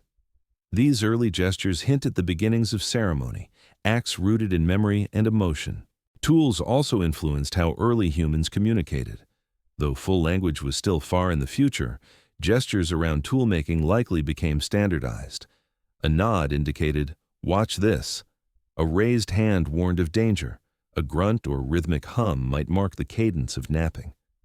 Over time, these gestures created a scaffolding for more complex communication. The precision required to teach hand axe making may have driven the evolution of controlled breath, focused attention, and shared intention, elements essential for spoken language. And then there is the quiet intimacy of shared labor. Picture two early humans sitting side by side, shaping a single core together. One holds it steady, the other strikes. Their breath falls in rhythm, their focus aligns. In that moment, they are not simply making a tool, they are synchronizing their actions, emotions, and intentions. These shared acts built trust, trust built relationships, relationships built societies. Stone tools even influenced mating behavior. A skilled toolmaker could provide more food, protect the group, and demonstrate the patience and precision valued in long-term partnerships. Over generations, individuals with better hand-eye coordination, stronger working memory, and greater social awareness were more likely to attract mates and pass on their genes. In this subtle way, stone tools became agents of natural selection, not just shaping survival, but shaping who humans chose to become. As groups grew larger and more complex, tools helped maintain cohesion. Shared toolmaking sites became places of gathering, exchange, and learning. Seasonal migrations returned groups to familiar stone outcrops, reinforcing traditions and memories. The rhythmic knocking of stone against stone became a universal language, a sound recognized across miles, across generations. And so, beneath the quiet tapping of flint in the dust, early humans began forming something new. Culture. Not culture as we think of today, no art, no music, no myth, yet the foundations were there. Shared learning, shared identity, shared memory, shared meaning. As the image softens once more, picture a circle of early humans at night, firelight flickering across their faces. A child sits in the lap of an elder, turning a smooth stone between small fingers. Adults work on hand axes, their movements calm and steady. There is no rush, no fear for the moment. Together, they form a community shaped by the tools in their hands and the bonds in their hearts. By the time the Acheulean hand axe had become a signature of early human life, the march of innovation had already begun. Slow, steady, and patient, just like the minds that shaped it. This section explores that long evolutionary arc, why stone tools changed so gradually across millions of years, how early humans refined their craft in response to shifting climates and landscapes, and what this slow-burning creativity reveals about the nature of human ingenuity before the age of rapid invention. To understand the tempo of ancient innovation, imagine holding two hand axes in your palms, one crafted 1.6 million years ago in East Africa, the other shaped 300,000 years ago in Europe. The astonishing thing is not how different they are, but how similar. Both teardrop-shaped, both symmetrical, both built from the same logic of flake removal, thinning, and edge refinement. This continuity spans twice as long as all of recorded human history. If modern technology leaps forward in decades, Acheulean technology evolved in epochs. Why so slow? The answer lies partly in stability. Acheulean tools worked exceptionally well. A hand axe was a Swiss Army knife of the prehistoric world. It could cut, scrape, saw, dig, pierce, and chop. Its versatility meant that early humans did not often need a radically new tool. Instead, they improved what worked, thinning edges, sharpening tips, selecting finer stone, creating more efficient forms. Innovation did not come in explosions. It came in small adjustments repeated across thousands of generations. But even in this slow pace, the march of innovation never stopped. Archaeologists can trace subtle improvements like a heartbeat in the archaeological record. Early Acheulean hand axes were thick, heavy, and roughly shaped. Over hundreds of thousands of years, edges became more controlled, weight more balanced, and symmetry more refined. By 800,000 years ago, late Acheulean tools display exquisite craftsmanship. Edges straight as drawn lines, tips needle-sharp, faces thinned with precision. These improvements reflect a growing cognitive complexity. Early humans were developing mental blueprints, internal images of the final tool, and shaping stone to match those visions with increasing skill. Climate played a major role in this slow evolution. Throughout the Lower and Middle Pleistocene, dramatic environmental shifts unfolded across Africa and Eurasia. Glacial cycles advanced and retreated, grasslands expanded and shrank, rivers dried and reformed, forests thinned under droughts and returned with rains. Every shift forced early humans to adapt. In wetter periods, plant foods flourished, encouraging tools for scraping and slicing. In drier eras, reliance on meat increased, creating demand for durable cutting edges and heavy-duty choppers. As early humans encountered new environments, open plains, wooded valleys, rugged hills, their toolkits morphed accordingly. These climatic pressures also shaped migrations. As groups expanded into the Levant, southern Europe, India, and eventually China, they carried their Acheulean traditions with them, but adapted them to local stone. In some regions, high-quality flint enabled fine, thin bifaces. In others, coarse basalt led to chunkier tools. The same mental template persisted, but the environment sculpted its expression. This interplay between culture and ecology reveals one of the great truths of human technology. Every tool is a compromise between idea and material. But perhaps the most profound reason for the slow pace of change lies in social structure. Early human groups were small, perhaps 20 to 50 individuals. Innovation spread slowly when populations are low and groups isolated. A new technique might arise in one band, but unless that band met another, the idea could remain local for thousands of years. When groups did meet, during migrations, following herds, or along shared water sources, they exchanged more than genes, they exchanged ideas. This slow diffusion of knowledge created waves of innovation radiating outward like ripples upon the landscape. And yet, despite the gradual tempo, innovation never ceased. Around 600,000 to 400,000 years ago, early humans in Africa and Europe began experimenting with new techniques. Prepared core methods such as the Levallois technique emerged, allowing knappers to produce predetermined flakes of consistent shapes. These methods required advanced planning, several steps ahead, like setting up a sequence of moves in a game of strategy. Levallois flakes were thinner, sharper, and more standardized than Acheulean forms.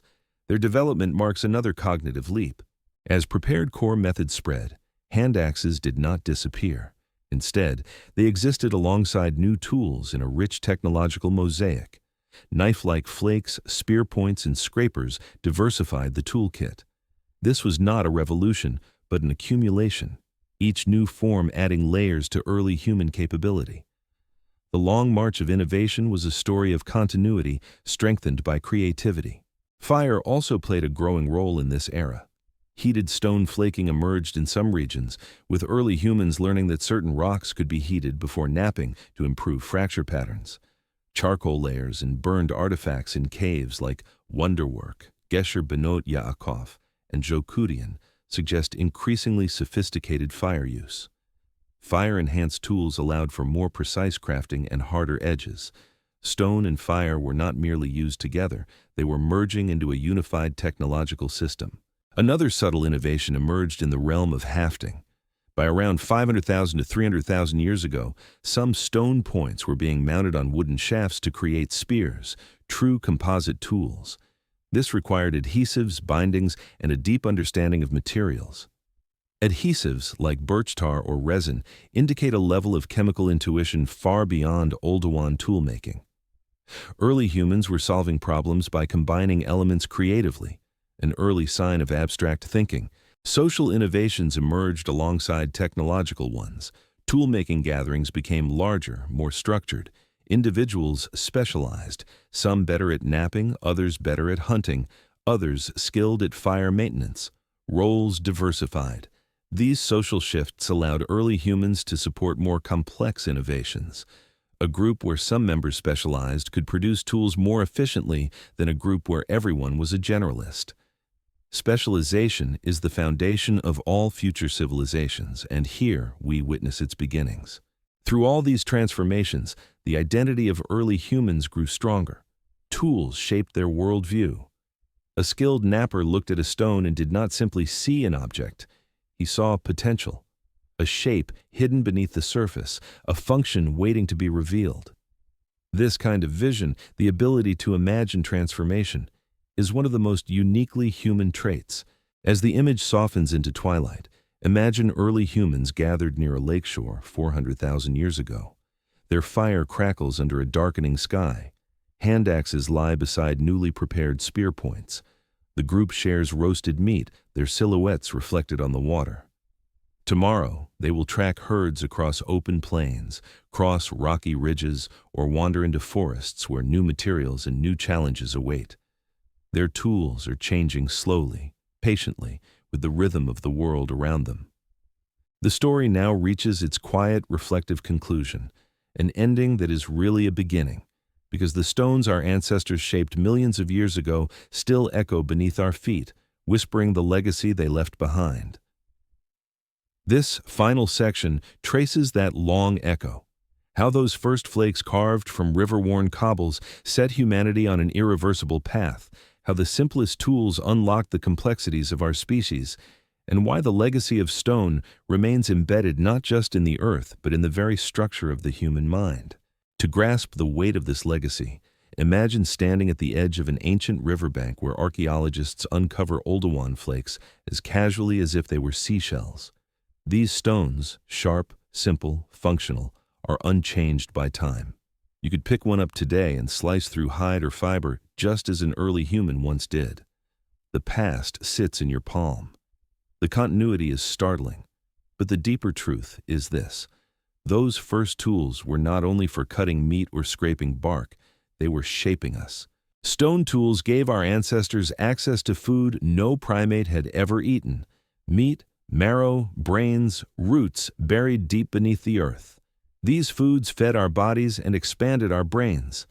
With each passing generation, the growing complexity of tool-making demanded sharper cognitive abilities: planning, memory, cooperation, imagination. And those abilities, in turn, allowed us to create better tools. Stone-shaped mind, mind-shaped stone, a feedback loop spanning millions of years. This loop launched the entire trajectory of human evolution. It was stone that made fire controllable, stone that created the first spears, stone that carved shelters from wood, stone that cracked pigments and bones long before art or ritual, stone that allowed early humans to migrate across deserts, mountains, and icy plains, stone that strengthened social bonds through shared labor, teaching, and cooperation, and stone that eventually made possible the great cultural expansions of the Middle and Upper Pleistocene, symbolic thinking, language, art, agriculture, and civilization. Every step forward was built upon that earliest moment 2.6 million years ago, when a flake first split from a core. But the legacy of stone reaches even deeper than technology. It shaped our psychology. The patience required to nap a tool encouraged self-control. The attention needed to teach a child encouraged empathy. The coordination required in hunting encouraged trust. The planning required to carry stones across landscapes encouraged long-term thinking. These are the foundations of humanity, not modern humanity, but a humanity forged slowly in the dust and heat of African valleys. When we look at the fossil record today, we see not just bones, but the story of this transformation. The hands of Homo habilis widened to embrace precision grips. The legs of Homo erectus lengthened for endurance. The brains of early humans expanded until they could hold not only knowledge, but creativity and foresight.